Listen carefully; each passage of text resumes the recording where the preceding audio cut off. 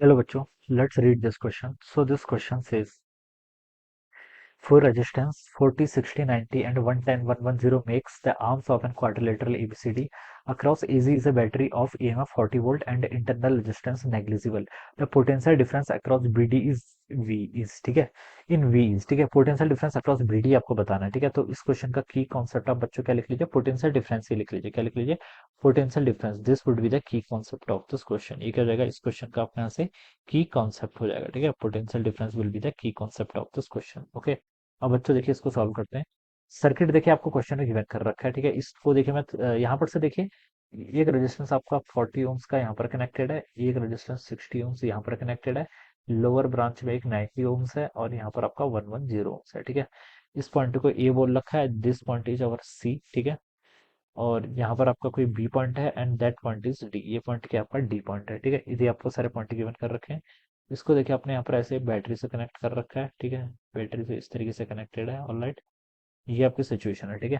Battery आपकी 40 volt की battery है। यहाँ पर आपका 40 ओम्स का रेजिस्टेंस है, यहाँ पर 60 ओम्स का रेजिस्टेंस है, यहाँ पर 110 ओम्स का रेजिस्टेंस है, यहाँ पर आपका 90 ओम्स का रेजिस्टेंस है ठीक है। अब बच्चों देखिए, तो देखिए बच्चों यहाँ पर देखिए यहाँ पर वीट स्टोन वाली कंडीशन तो सेटिस्फाई नहीं हो रही। वीट स्टोन क्या होता है देखिए 40 इंटू इसका प्रोडक्ट करेंगे तो कितना आता है 4400।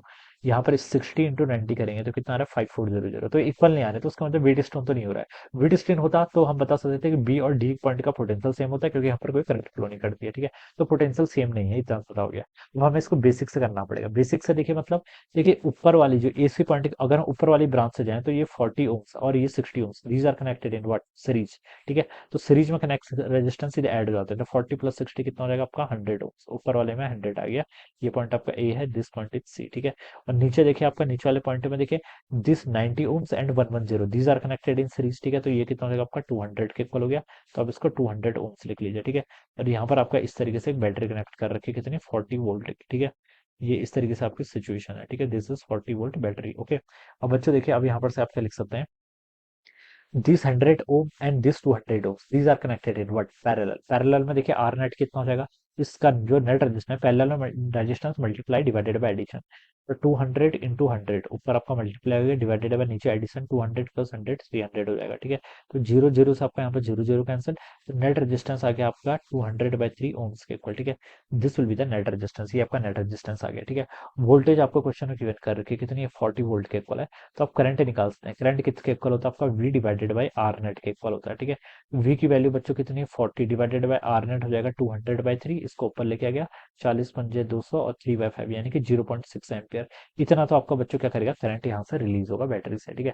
बैटरी से जो करंट आएगा वो कितना आएगा आपका 0.6 एम्पियर। अब इस करंट को देखिए यहाँ पर दो ब्रांच मिल गई ठीक है।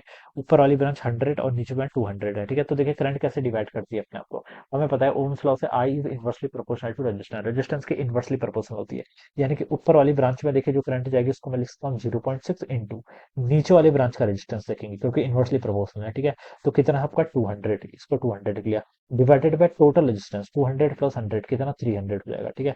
तो ये आपका हो जाएगा यहाँ से 0.6, इसको आप सॉल्व कर लीजिए आपका 0.2 0.2 इंटू 2 0.4। तो ऊपर तो बच्चा आपको 0.4 एम्पियर आ गई, जो ऊपर 0.4 है तो नीचे आपकी 0.2 एम्पियर आ जानी चाहिए। ऐसे लिख लीजिए या फिर ऐसे भी कर सकते हैं 0.6 इंटू 100 डिवाइडेड बाई 300, वहां से भी वही आंसर आएगा ठीक है। लेकिन मैंने ऐसे लिख लिया, देखिए ऊपर 0.4 है तो नीचे 0.2 होनी है क्योंकि टोटल आपकी 0.6 है ठीक है। ऐसे मैंने फाइंड आउट कर लिया। बच्चों देखिए मुझे अपर ब्रांच का करंट भी पता चल गया, लोअर ब्रांच का करंट भी पता चल गया। अब देखिए यहाँ पर आपका अगर मैं ग्राउंडिंग मान लेता हूँ, पोटेंशियल डिफरेंस बताना है ना, तो डिफरेंस के लिए आप कहीं पर भी ग्राउंडिंग मान लीजिए। यहाँ पर मेरा 0 वोल्ट हो जाएगा और यहाँ पर कितना होगा फिर 40 वोल्ट हो जाएगा ठीक है, क्योंकि ये ग्राउंडेड है। तो नेगेटिव से पॉजिटिव तो 40 वोल्ट ठीक है। यहाँ पर 40 वोल्ट है और मुझे करंट पता चल गई ऊपर वाली ब्रांच में कितने 0.4 एम्पियर के इक्वल। और लोअर ब्रांच में आपकी कितनी करंट है 0.2 एम्पियर के इक्वल ठीक है। अब मैं हर पॉइंट पर देखिए पोटेंशियल डिफरेंस निकाल लूंगा ठीक है। यहाँ से देखिए आपका 40 ए पॉइंट पर देखिए वी ए ऊपर को गया, मैं कितनी करंट जा रही 0.4 इंटू रेजिस्टेंस कितना आ गया 40 ओम्स का। ये किसके इक्वल होगा वीबी के इक्वल ठीक है। वीए की वैल्यू बच्चों कितनी 40, तो 40 माइनस 40 गुणा 0.4 करेंगे तो कितना 16 आता है। और इसको सॉल्व करेंगे तो 24 वोल्ट। तो बी पॉइंट पर आपका पोटेंशियल कितना आ गया बच्चों 24 वोल्ट के इक्वल। तो यहाँ पर आपका जो पोटेंशियल होगा वो 24 वोल्ट हो गया ठीक है।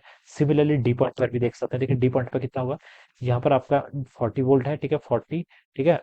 वी ए माइनस देखिए आपका 90 ओम्स का रेजिस्टेंस है, करंट कितनी 0.2 और ये किसके इक्वल होगा वीडी के इक्वल होगा। और ए पॉइंट पर पोटेंशियल 90 है, 90 माइनस 40 माइनस ये आपका 18 हो जाएगा, it is equal to V D. ठीक है, तो यहाँ से आपका 40 माइनस 18 करेंगे तो 22 वोल्ट हो जाएगा। तो ये कितना आ गया, this is the potential at point D. तो बी पॉइंट पर भी पता चल गया, डी पॉइंट भी पता चल गया, आपसे वी बी डी बोल रखा है। ठीक है, वी बी डी किसके इक्वल होगा, आपका V B minus V D के इक्वल होगा। ठीक है, तो वी बी कितना आपका 24 माइनस वी डी कितना था 22, तो इन दोनों को सब्ट्रैक्शन 2 वोल्ट आ गया। So this should be the answer. ये क्या जांच, इसका आंसर कितना 2 वोल्ट, तो ये इसका राइट आंसर हो जाएगा। ऑलराइट, तो इस तरीके से सॉल्व करेंगे। Okay, I hope you are understood this concept. All the best and thank you so much.